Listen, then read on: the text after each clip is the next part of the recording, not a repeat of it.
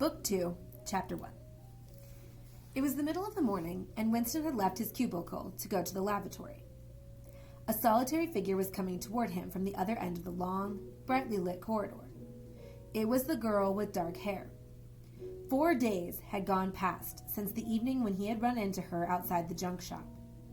As she came nearer, he saw that her right arm was in a sling, not noticeable at a distance because it was of the same color as her overalls. Probably she had crushed her hand while swinging round one of the big kaleidoscopes on which the plots of novels were roughed in. It was a common accident in the fiction department. There were perhaps 4 meters apart when the girl stumbled and fell almost flat on her face. A sharp cry of pain was wrung out of her. She must have fallen right on the injured arm. Winston stopped short. The girl had risen to her knees. Her face had turned a milky yellow color, against which her mouth stood out redder than ever. Her eyes were fixed on her and his, with an appealing expression that looked more like fear than pain. A curious emotion stirred in Winston's heart. In front of him was an enemy who was trying to kill him. In front of him also was a human creature, in pain, and perhaps with a broken bone. Already he had instinctively started forward to help her. In the moment when he had seen her fall on the bandaged arm, it had been as though he felt the pain in his own body. "You're hurt?" he said. "It's nothing. My arm. It'll be all right in a second." She spoke as though her heart were fluttering. She had certainly turned very pale. "You haven't broken anything?" "No, I'm all right. It's hurt for a moment, that's all." She held out a free hand to him, and he helped her up. She had regained some of her color and appeared very much better. "It's nothing. I only gave my wrist a bit of a bang. Thanks, comrade." And with that, she walked on in the direction in which she had been going, as briskly as though it had really been nothing. The whole incident could not have taken as much as half a minute. Not to let one's feelings appear in one's face was a habit that had acquired the status of an instinct, and in any case, they had been standing straight in front of a telescreen when the thing happened. Nevertheless, it had been very difficult not to betray a momentary surprise, for in the 2 or 3 seconds while he was helping her up, the girl had slipped something into his hand. There was no question that she had done it intentionally. It was something small and flat. As he passed through the lavatory door, he transferred it to his pocket and felt it with the tips of his fingers. It was a scrap of paper, folded into a square. While he stood at the urinal, he managed, with a little more fingering, to get it unfolded. Obviously, there must be a message of some kind written on it. For a moment, he was tempted to take it into one of the water closets and read it at once. But that would be shocking folly, as he well knew. There was no place where you could be more certain that the telescreens were watched continuously. He went back to his cubicle, sat down, threw the fragment of paper casually among the other papers on the desk, put on his spectacles, and hitched the speakwrite toward him. 5 minutes, he told himself, 5 minutes at the very least. His heart bumped in his breast with frightening loudness. Fortunately, the piece of work he was engaged on was mere routine, the rectification of a long list of figures not needed close attention. Whatever was written on the paper, it must have some kind of political meaning. So far as he could see, there were 2 possibilities. One, much the more likely, was that the girl was an agent of the thought police, just as he had feared. He did not know why the thought police should choose to deliver their messages in such a fashion, but perhaps they had their reasons. The thing that was written on the paper might be a threat, a summons, an order to commit suicide, a trap of some description. But there was another, wilder possibility that kept raising its head, though he tried vainly to suppress it. This was that the message did not come from the thought police at all, but from some kind of underground organization. Perhaps the Brotherhood existed after all. Perhaps the girl was part of it. No doubt the idea was absurd, but it had sprung into his mind in the very instant of feeling the scrap of paper in his hand. It was not till a couple of minutes later that the other, more probable explanation had occurred to him. And even now, though his intellect told him that the message probably meant death, still, That was not what he believed, and the unreasonable hope persisted, and his heart banged, and it was with difficulty that he kept his voice from trembling as he murmured his figures into the speakwrite. He rolled up the completed bundle of work and slid it into the pneumatic tube. 8 minutes had gone by. He readjusted his spectacles on his nose, sighed, and drew the next batch of work toward him, with the scrap of paper on top of it. He flattened it out. On it was written, in a large, unformed handwriting, "I love you." For several seconds he was too stunned even to throw the incriminating thing into the memory hole. When he did so, although he knew very well the danger of showing too much interest, he could not resist reading it once again, just to make sure that the words were really there. For the rest of the morning, it was very difficult to work. What was even worse than having to focus his mind on a series of niggling jobs was the need to conceal his agitation from the telescreen. He felt as though a fire were burning in his belly. Lunch in the hot, crowded, noise-filled canteen was torment. He had hoped to be alone for a little while during the lunch hour, but as bad luck would have it, the imbecile Parsons flopped down beside him, the tang of his sweat almost defeating the tinny smell of stew, and he kept up a stream of talk about the preparations for Hate Week. He was particularly enthusiastic about a papier-mâché model of Big Brother's head, 2 meters wide, which was being made for the occasion by his daughter's troop of spies. The irritating thing was that in the racket of voices, Winston could hardly hear what Parsons was saying, and was constantly having to ask for some fatuous remark to be repeated. Just once, he caught a glimpse of the girl at a table with 2 other girls at the far end of the room. She appeared not to have seen him, and he did not look in that direction again. The afternoon was more bearable. Immediately after lunch, there arrived a delicate, difficult piece of work, which would take several hours and necessitated pulling everything else aside.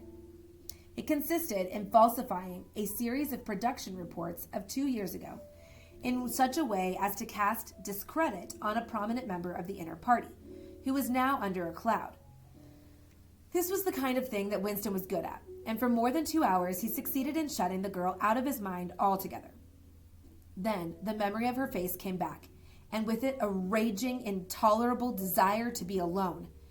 Until he could be alone, it was impossible to think this new development out. Tonight was one of his nights at the community center.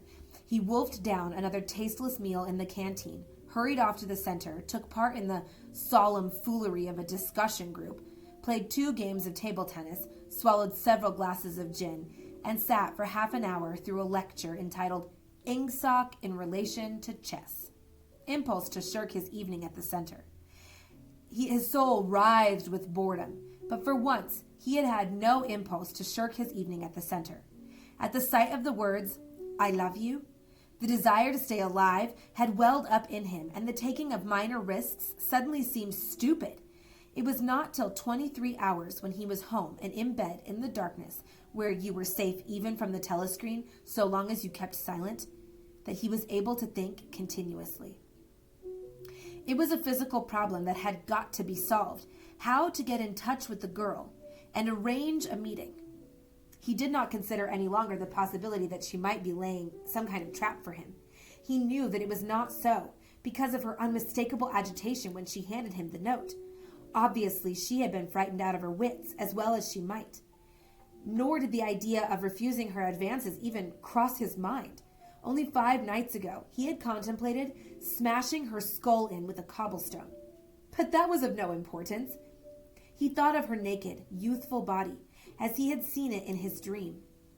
He had imagined her a fool like all the rest of them, her head stuffed with lies and hatred, her belly full of ice. A kind of fever seized him at the thought that he might lose her. The white, youthful body might slip away from him. What he feared more than anything else was that she would simply change her mind if he did not get in touch with her quickly. But the physical difficulty of meeting was enormous. It was like trying to make a move at chess when you were already mated. Whichever way you turned, the telescreen faced you. Actually, all the possible ways of communicating with her had occurred to him within 5 minutes of reading the note. But now, with time to think, he went over them one by one, as though laying out a row of instruments on a table. Obviously, the kind of encounter that had happened this morning could not be repeated. If she had worked in the records department, it might have been comparatively simple, but he had only a very dim idea whereabouts in the building the fiction department lay, and he had no pretext for going there. If he had known where she lived and at what time she left work, he could have contrived to meet her somewhere on her way home. But to try to follow her home was not safe, because it would mean loitering about outside the ministry, which was bound to be noticed. As for sending a letter through the mails, it was out of the question. By a routine that was not even secret, all letters were opened in transit. Actually, few people ever wrote letters. For the message that it was occasionally necessary to send, there were printed postcards with long lists of phrases, and you struck out the ones that were inapplicable. In any case, he did not know the girl's name, let alone her address. Finally, he decided that the safest place was the canteen. If he could get her at a table by herself, somewhere in the middle of the room, not too near the telescreens, and with a sufficient buzz of conversation all around, if these conditions endured for, say, 30 seconds, it might be possible to exchange a few words. For a week after this, life was like a restless dream. On the next day, she did not appear in the canteen until he was leaving it, the whistle having already blown. Presumably, she had been changed onto a later shift. They passed each other without a glance. On the day after that, she was in the canteen at the usual time, but with 3 other girls and immediately under a telescreen. Then, for 3 dreadful days, she did not appear at all. Her whole mind and body seemed to be afflicted with an unbearable sensitivity, a sort of transparency which made every movement, every sound, every contact, every word that he had to speak or listen to an agony. Even in his sleep, he could not altogether escape from her image. He did not touch the diary during those days. If there was any relief, it was in his work, in which he could sometimes forget himself for 10 minutes at a stretch. He had absolutely no clue as to what had happened to her. There was no inquiry he could make. She might have been vaporized. She might have committed suicide. She might have been transferred to the other end of Oceania. Worst and likeliest of all, she might simply have changed her mind and decided to avoid him. The next day, she reappeared. Her arm was out of the sling, and she had a band of sticking plaster around her wrist. The relief of seeing her was so great that he could not resist staring directly at her for several seconds. On the following day, he very nearly succeeded in speaking to her. When he came into the canteen, she was sitting at a table well out from the wall and was quite alone. It was early, and the place was not very full. The queue edged forward till Winston was almost at the counter. Then was held up for 2 minutes because someone in front was complaining that he had not received his tablet of saccharine. But the girl was still alone when Winston secured his tray and began to make for her. He walked casually toward her, his eyes searching for a place at some table beyond her. She was perhaps 3 meters away from him. Another 2 seconds would do it. Then a voice behind him called. "Smith!" He pretended not to hear. "Smith!" repeated the voice more loudly. It was no use. He turned around. A blonde-headed, silly-faced young man named Wilshire, whom he barely knew, was inviting him with a smile to a vacant place at his table. It was not safe to refuse. After having been recognized, he could not go and sit at a table with an unattended girl. It was too noticeable. He sat down with a friendly smile. The silly blonde face beamed into his. Winston had a hallucination of himself smashing a pickaxe right into the middle of it. The girl's table filled up a few minutes later. But she must have seen him coming toward her, and perhaps she would take the hint. Next day he could take care to arrive early.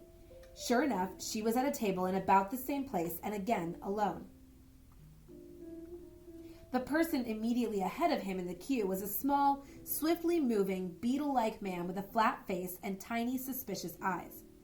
As Winston turned away from the counter with his tray, he saw that the little man was making straight for the girl's table. His hopes sank again. There was a vacant place at a table further away, but something in the little man's appearance suggested that he would be sufficiently attentive to his own comfort to choose the emptiest table. With ice at his heart, Winston followed. It was no use unless he could get the girl alone. At this moment, there was a tremendous crash. The little man was sprawling on all fours. His tray had gone flying. 2 streams of soup and coffee were flowing across the floor. He started to his feet with a malignant glance at Winston, whom he evidently suspected of having tripped him. But it was all right. 5 seconds later, with a thundering heart, Winston was sitting at the girl's table. He did not look at her. He unpacked his tray and promptly began eating. It was all important to speak at once, before anyone else came, but now a terrible fear had taken possession of him. A week had gone by since she had first approached. She would have changed her mind. She must have changed her mind. It was impossible that this affair should end successfully. Such things did not happen in real life. He might have flinched altogether from speaking if at this moment he had not seen Ampleforth, the hairy-eared poet, wandering limply round the room with a tray looking for a place to sit down. In his vague way, Ampleforth was attached to Winston, and would certainly sit down at his table if he caught sight of him. There was perhaps a minute in which to act. Both Winston and the girl were eating steadily. The stuff they were eating was a thin stew, actually a soup of haricot beans. In a low murmur, Winston began speaking. Neither of them looked up. Steadily they spooned the watery stuff into their mouths, and between spoonfuls exchanged the few necessary words in low, expressionless voices. "What time do you leave work?" 18:30. "Where can we meet?" "Victory Square near the monument." "It's full of telescreens." "It doesn't matter if there's a crowd." "Any signal?" "No. Don't come up to me until you see me among a lot of people. And don't look at me. Just keep somewhere near me." "What time?" 19 hours. "All right." Ampleforth failed to see Winston and sat down at another table. The girl finished her lunch quickly and made off, while Winston stayed to smoke a cigarette. They did not speak again, and so far as it was possible for 2 people sitting on opposite sides of the same table, they did not look at one another. Winston was in Victory Square before the appointed time. He wandered round the base of the enormous fluted column, at the top of which Big Brother's statue gazed southward toward the skies, where he had vanquished the Eurasian airplanes. The East Asian airplanes it had been a few years ago, in the Battle of Airstrip 1. In the street in front of it, there was a statue of a man on horseback, which was supposed to represent Oliver Cromwell. At 5 minutes past the hour, the girl had still not appeared. Again, the terrible fear seized upon Winston. She was not coming. She had changed her mind. He walked slowly up to the north side of the square and got a sort of pale-colored pleasure from identifying St. Martin's Church, whose bells, when it had bells, had chimed, "You owe me 3 farthings." Then he saw the girl standing at the base of the monument, reading or pretending to read a poster which ran spirally up the column. It was not safe to go near her until some more people had accumulated. There were telescreens all round the pediment. But at this moment there was a din of shouting and a zoom of heavy vehicles from somewhere to the left. Suddenly everyone seemed to be running across the square. The girl nipped nimbly round the lions at the base of the monument and joined in the rush. Winston followed. As he ran, he gathered from some shouted remarks that a convoy of Eurasian prisoners was passing. Already a dense mass of people was blocking the south side of the square. Winston, at normal times the kind of person who gravitates to the outer edge of any kind of scrimmage, shoved, butted, squirmed his way forward into the heart of the crowd. Soon he was within arm's length of the girl, but the way was blocked by an enormous prole and an almost equally enormous woman, presumably his wife, who seemed to form an impenetrable wall of flesh. Winston wriggled himself sideways and with a violent lunge managed to drive his shoulder between them. For a moment it felt as though his entrails were being ground to pulp between the 2 muscular hips. Then he had broken through, sweating a little. He was next to the girl. They were shoulder to shoulder, both staring fixedly in front of them. A long line of trucks with wooden-faced guards armed with submachine guns standing upright in each corner was passing slowly down the street. In the trucks, little yellow men in shabby greenish uniforms were squatting, jammed close together. Their sad Mongolian faces gazed out over the side of the trucks, utterly incurious. Occasionally, when a truck jolted, there was a clank-clank of metal. All the prisoners were wearing leg irons. Truckload after truckload of the sad faces passed. Winston knew they were there, but he saw them only intermittently. The girl's shoulder and her arm, right down to the elbow, were pressed against his. Her cheek was almost near enough for him to feel its warmth. She had immediately taken charge of the situation, just as she had done in the canteen. She began speaking in the same expressionless voice as before, with lips barely moving, a mere murmur, easily drowned by the din of voices and the rumbling of the trucks. "Can you hear me?" "Yes." "Can you get Sunday afternoon off?" "Yes." "Then listen carefully. You'll have to remember this. Go to Paddington Station." With a sort of military precision that astonished him, she outlined the route that he was to follow. A half-hour railway journey, turn left outside the station, 2 kilometers along the road, a gate with the top bar missing, a path across a field, a grass-grown lane, a track between bushes, a dead tree with moss on it. It was as though she had a map inside her head. "Can you remember all that?" she murmured finally. "Yes." "You turn left, then right, then left again, and the gate's got no top bar." "Yes." "What time?" "About 15. You may have to wait. I'll get there by another way. Are you sure you remember everything?" "Yes." "Then get away from me as quick as you can." She need not have told him that, but for the moment they could not extricate themselves from the crowd. The trucks were still filing past, the people still insatiably gaping. At the start there had been a few boos and hisses, but it came only from the party members among the crowd, and had soon stopped. The prevailing emotion was simply curiosity. Foreigners, whether from Eurasia or from East Asia, were a kind of strange animal. One literally never saw them except in the guise of prisoners, and even as prisoners, one never got more than a momentary glimpse of them. Nor did one know what became of them, apart from the few who were hanged as war criminals. The others simply vanished, presumably into forced labor camps.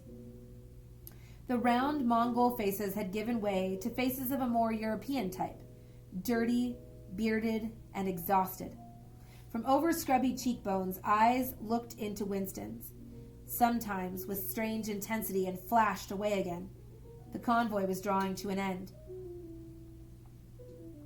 In the last truck he could see an aged man, his face a mass of grizzled hair, standing upright with wrists crossed in front of him, as though he were used to having them bound together. It was almost time for Winston and the girl to part, but at the last moment, while the crowd still hemmed them in, her hand felt for his and gave it a fleeting squeeze. It could not have been 10 seconds, and yet it seemed a long time that their hands were clasped together. He had time to learn every detail of her hand. He explored the long fingers, the shapely nails, the work-hardened palm with its row of calluses, the smooth flesh under the wrist. Merely from feeling it, he would have known it by sight. In the same instant it occurred to him that he did not know what color the girl's eyes were. They were probably brown, but people with dark hair sometimes had blue eyes. To turn his head and look at her would have been inconceivable folly. With hands locked together, invisible among the press of bodies, they stared steadily in front of them. Instead of the eyes of the girl, the eyes of the aged prisoner gazed mournfully at Winston out of nests of hair.